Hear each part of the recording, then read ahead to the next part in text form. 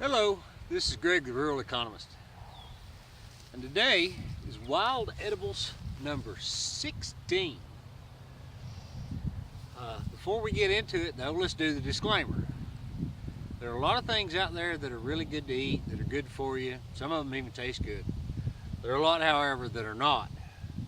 If you're not 100% certain what something is, don't eat it until after you've consulted a local expert. With that, we're going to be talking about narrow leaf plantain today. Now, we've talked about broadleaf plantain before, but this one's quite a bit different. It does have some of the same things as its cousin, but not all. So let's get started.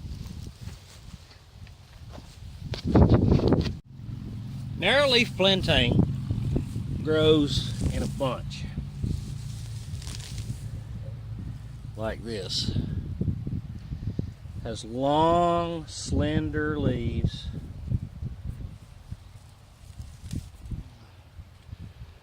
Just like its cousin, all of its veins run the full length. It does not have a central stem. Just like all greens, the tender young plants are tastier. But now this one has some very powerful things that it can do for you. Pulled up the plant so that I can show you.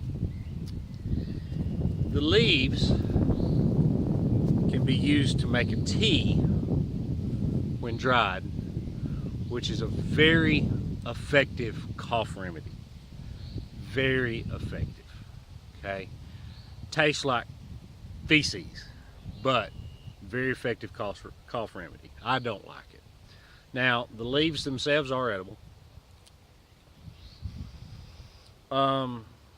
It's a little more bitter, especially when it gets older, but just like I said, all greens, tender young leaves are better.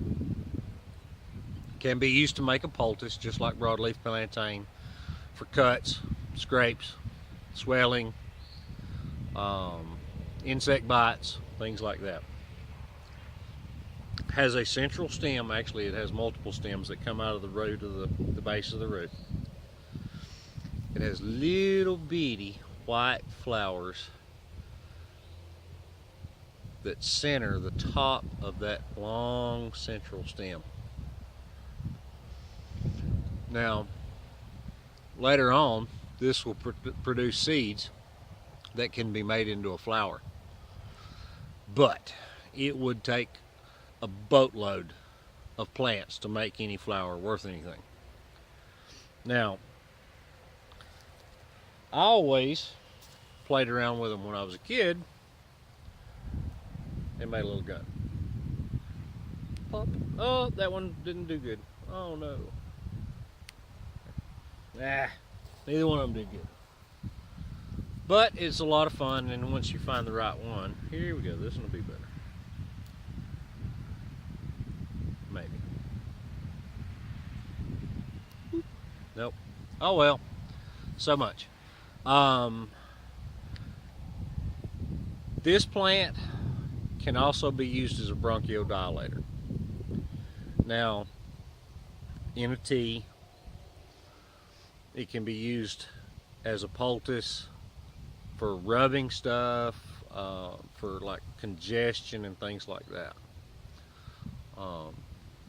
Worst case scenario, this is a good plant to use for a lot of things.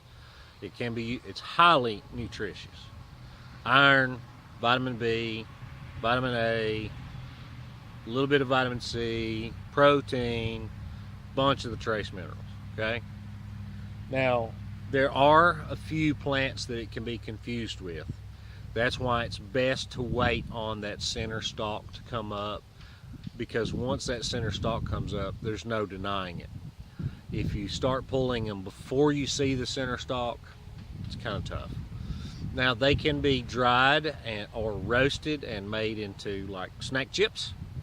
It can be cooked and used as a vegetable. It's got a lot of uses, really. It's not bad tasting, but it is a little bitter. But But this is something that you need to put in your brain. Now remember, just because I'm talking about the medical uses of most of these plants, if they have them, does not mean that I'm diagnosing or treating any illness. I'm not a doctor. I'm just a guy who knows his plants. Okay? All right. Well, good deal. So, narrowleaf plantain, yet another one to add to your collection. Be sure and look at the leaf. Be sure and look at the stalk. Some of the stalks can get really long, as you can tell. Okay? Oh, this is indigenous to Europe, but it has been naturalized. It's been an introduced species, in all of the Americas and Australia. It grows in places that are kind of left to be, and any place where the ground has been disturbed. It's actually considered an invasive weed, but I kind of like it for several reasons. This is Greg the Rural Economist, and step by step we are bringing rural back. I hope you enjoyed this. Bye-bye.